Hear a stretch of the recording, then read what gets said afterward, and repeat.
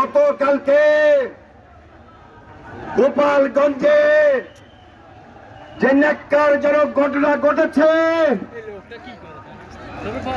এই ফ্যাসিস্টরা কিভাবে ঢাল নিয়ে অস্ত্র নিয়ে সাধারণ মানুষের উপর ঝাঁপিয়ে পড়তে পারে, গতকালকে আমরা তার বিভৎস চিত্র দেখেছি।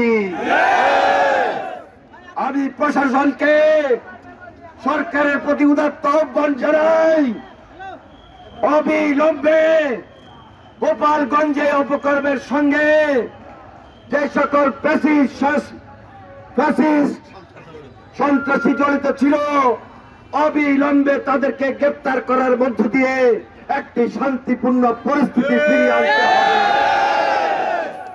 পাশাপাশি সকল রাজনৈতিক দলের প্রতি উদাত্ত আহ্বান, আমরা যেহেতু দায়িত্বশীল দল, আমরা আমাদের অভিজ্ঞতার আলোকে এই পরামর্শ দিতে চাই, বিগত আন্দোলন সংগ্রামে আমরা ফ্যাসিস্টের বিরুদ্ধে এক হয়ে লড়েছি।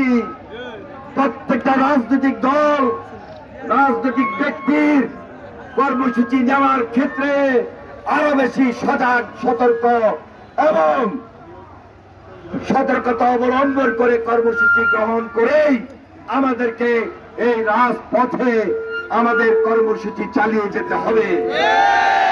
তারিখের পর কিছু কিছু রাজনৈতিক দল এবং রাজনৈতিক ব্যক্তির বক্তব্যে আমাদের মনে কষ্ট হয়, আমাদের আবেগে আঘাত করে।